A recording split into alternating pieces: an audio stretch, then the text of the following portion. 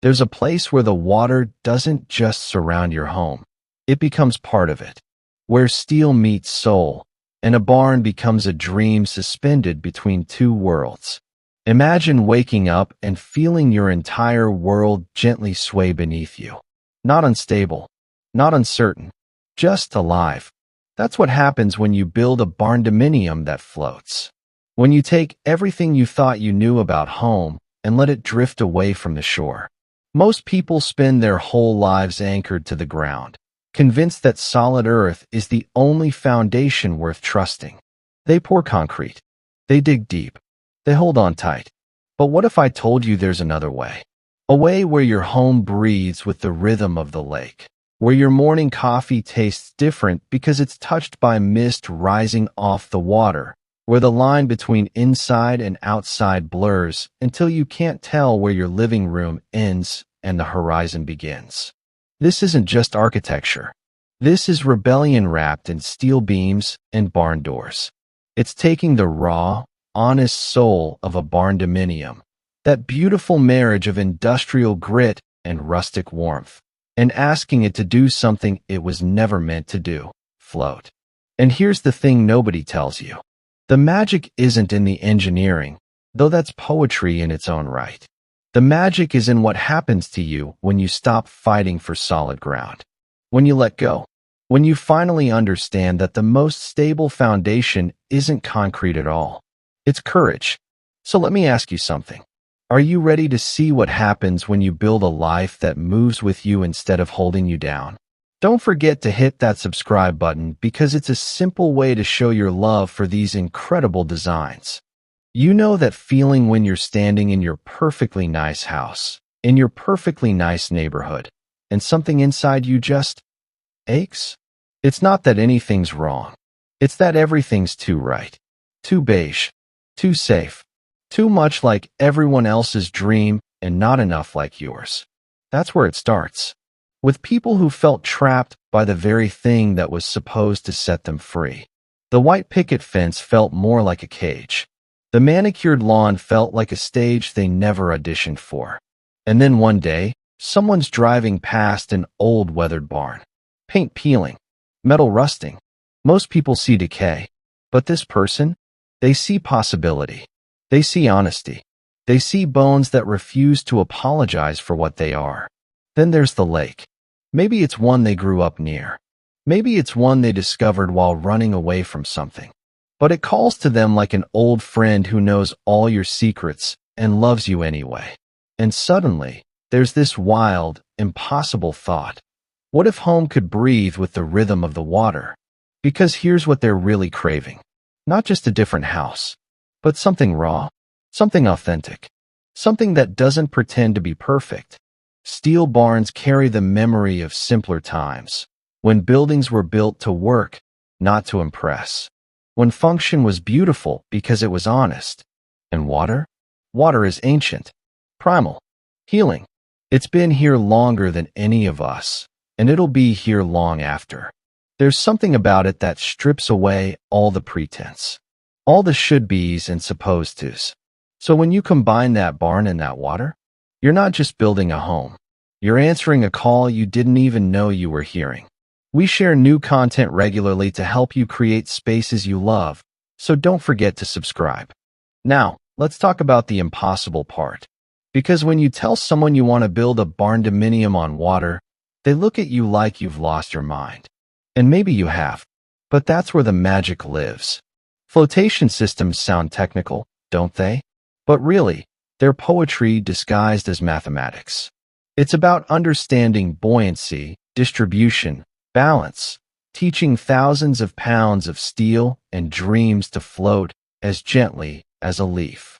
It's engineering that feels like magic because it refuses to obey what everyone thinks is possible. And those steel frames? They don't just sit there. They fight. They refuse to surrender to humidity, to corrosion, to time itself.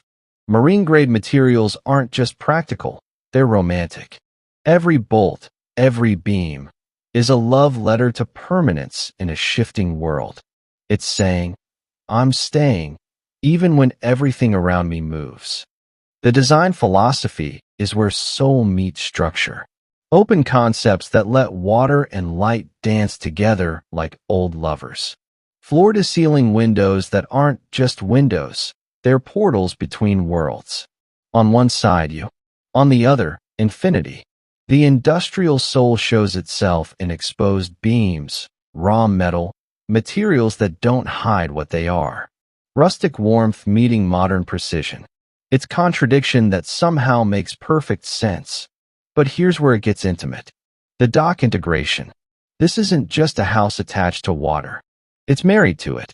Kayak launches become morning rituals, sliding into the lake before the world wakes up.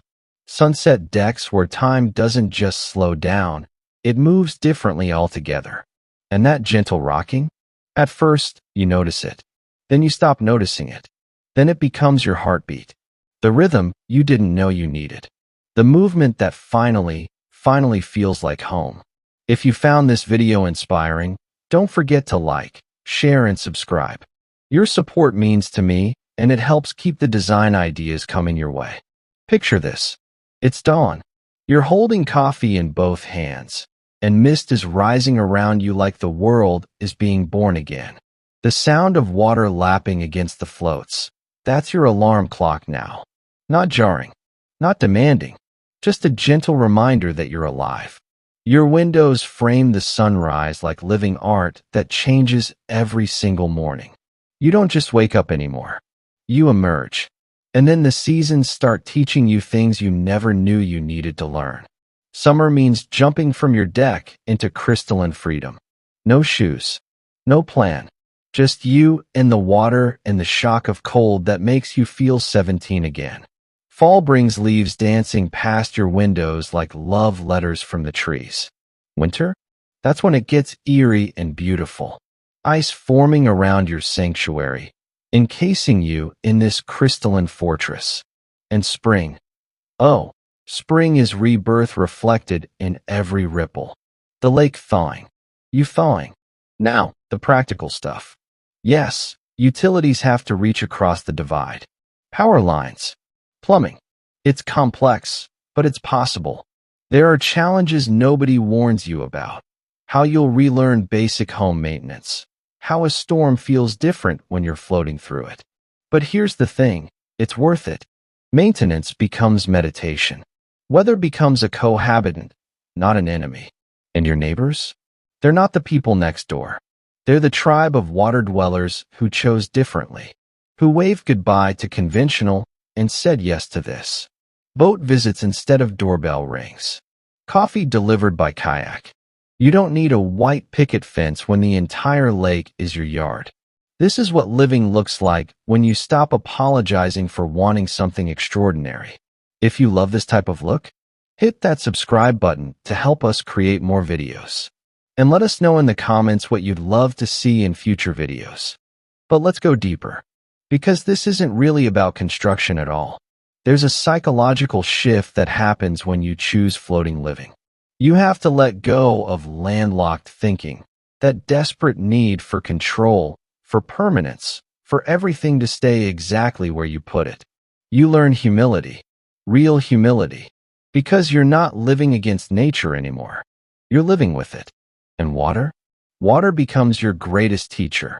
It shows you flexibility when you thought you needed rigidity, resilience when you thought you needed strength.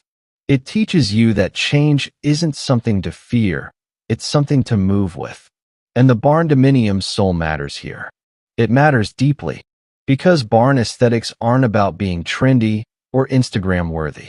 They're about honesty, function, authenticity. There's beauty in unfinished edges, in raw metal that doesn't pretend to be something it's not. Industrial warmth is rebellion against sterile perfection, against the idea that everything has to be polished and glossy and fake.